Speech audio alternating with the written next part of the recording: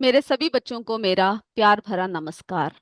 मैं आप सबका विद्या शक्ति के इस क्लासेस में स्वागत करती हूँ। मेरे सारे बच्चे कैसे हैं? तो बच्चों, आज हम एक नए चैप्टर के साथ आपके सामने प्रस्तुत है। हमारा seventh chapter, heat transfer in nature. Okay, किस तरह से प्रकृति में ऊष्मा का स्थानांतरण होता है उसके बारे में हम इसमें डिस्कस करेंगे। तो डिस्कस करने से पहले क्यों ना कुछ अच्छी बातों के साथ अपनी क्लास की शुरुआत करें। मेरे सारे बच्चे तैयार हैं? तो चलिए। तो आज का विचार है, संघर्ष की रात भले ही लंबी और अंधेरी हो, लेकिन सफलता की प्रकाशित सुबह आती जरूर है। यानी जब हम संघर्ष करते हैं, किसी बात को पाने के लिए बहुत ज्यादा स्ट्रगल करते हैं, तो हमें ऐसा लगता है काफी लंबी है, कब खत्म होगा। जिस तरह से अंधेरी रात होती है, हमें ऐसा लगता है कभी खत्म नहीं होगा, लेकिन अंधेरों को चीरते हुए सुबह जो है निकल आता है ना। तो इसी तरह से संघर्ष की रात भले ही लंबी और अंधेरी हो, लेकिन सफलता की प्रकाशित सुबह एक दिन जरूर आएगी। तो इसलिए मेरे बच्चों, आप क्या कीजिए, मेहनत कीजिए। ये मत देखिए कि आप कितना सफल हो रहे हैं, कहाँ कहाँ सफल हो रहे हैं या कहाँ पर असफल हो रहे हैं। इस बात का बिल्कुल ध्यान नहीं देना। आपका फर्ज है मेहनत करना। अच्छे से पढ़िए और अच्छे से कोशिश कीजिए। एक ना एक दिन आपको सफलता जरूर मिलेगी। तो इसी विचार के साथ हम आज की क्लास शुरू करते हैं। मैं उम्मीद कर रही हूँ मेरे सारे बच्चे एकदम ध्यान से बैठे हैं और अच्छे से हमारे क्लास को जो है सुन रहे हैं ना बच्चों? यस। तो बच्चों, हीट है ना, यानी ऊष्मा, आप सबको पता है। तो हीट ट्रांसफर इन नेचर, किस तरह से हमारे जो नेचर है, हमारी जो प्रकृति है, इसमें ऊष्मा किस तरह से स्थानांतरित होती है, इसके बारे में हम चर्चा करेंगे। ओके। तो heat transfer is a process that occurs in nature, हमारे नेचर में जो है होने वाला एक प्रोसेस है। Playing a crucial role in shaping our environment, हमारी जो है प्रकृति को, हमारी जो एनवायरमेंट है उसको शेप करने में बहुत ही बड़ा रोल प्ले करता है।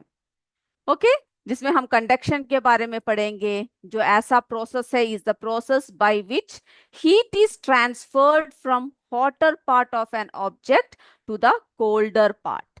ओके, इसके बारे में अभी हम चर्चा करेंगे। सबसे पहले हम देखते हैं कि हमारे जो चैप्टर है उसमें शुरुआत क्या है। ओके, किस तरह से ऊष्मा के बारे में जो है चर्चा कर रहे हैं। तो देखो बच्चों, शुरुआत में ही क्या हो रहा है, यहाँ पे आप देख रहे हो दो बच्चे बैठे हुए हैं, है ना। बीच में जो है क्या है, बीच में जो है कुछ जला रखा है ना, और कुछ पका रहे हैं।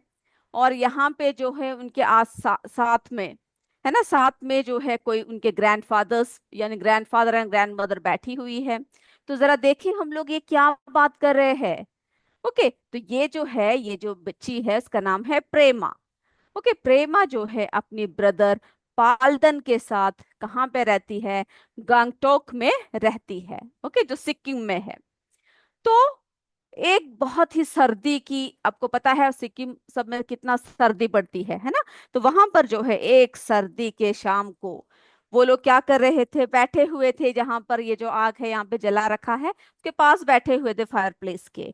तो पालदन क्या बोल रहा है, Paldan talks about his trip to Kerala during winter.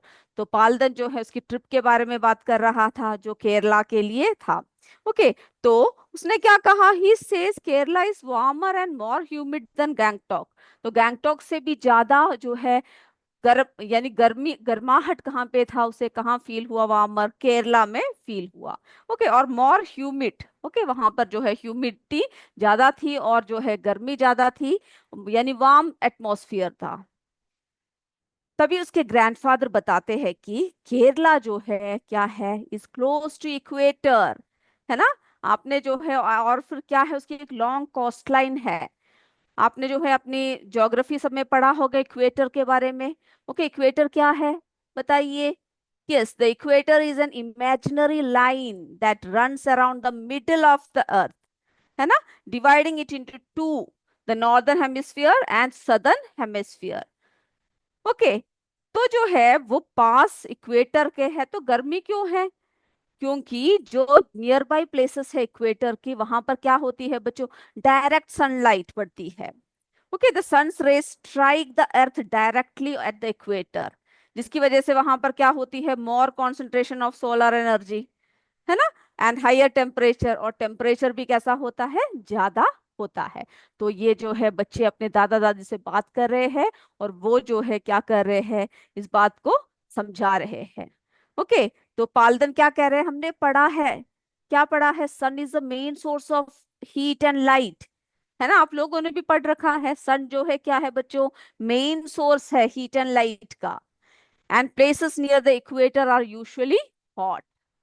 Okay, तो इसमें बच्चे किसके बारे में बात कर रहे हैं बताइए? हीट एंड हीट ट्रांसफर, गर्मी के बारे में, ऊष्मा के बारे में, और ऊष्मा किस तरह से ट्रांसफर होता है, स्थानांतरित होता है। तो ये जो उन लोगों के बीच में कॉन्वर्सेशन हुआ, the conversation between Prema, okay, किसके बीच में? Pema, sorry not Prema, Pema and Paldan, Pema और पालदन के बीच में जो कॉन्वर्सेशन हुआ, वो क्या रिवील करता है? Some important aspects of heat and heat transfer. Okay, उन्होंने शुरू कर दिया है हीट के बारे में और हीट ट्रांसफर के बारे में। तो इसमें पालदन ने क्या बताया? कि उसने पढ़ रखा है that the sun is the primary source of heat and light. ये सही है ना, जो उसने पढ़ रखा है, हमने भी पढ़ा है। ओके, क्योंकि as the sun's energy is essential for earth on life on sorry life on earth, तो सन की जो एनर्जी है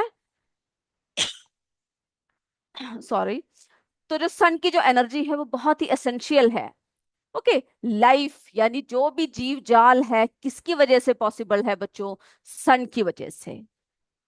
हमने फोटोसिंथेसिस सब पढ़ रखा है, पेड़ पौधे भोजन बनाते हैं सबके लिए, यानी परम स्रोत जो है सूर्य है। ओके, तो sun energy is essential for life on earth, जो हमारे किसने बताया? पालदन ने बताया। तो पालदन के जो ग्रैंडफादर है वो एक्सप्लेन करते हैं कि Kerala is warmer and more humid due to, किस तरह से है?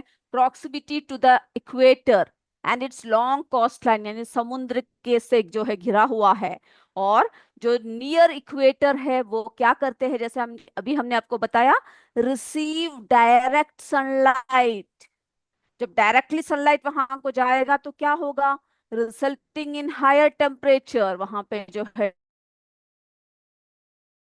जा होगा।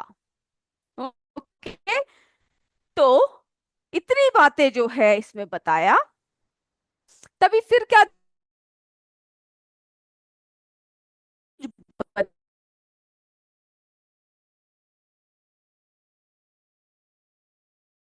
देखो, है ना, कुछ कुक कर रही है,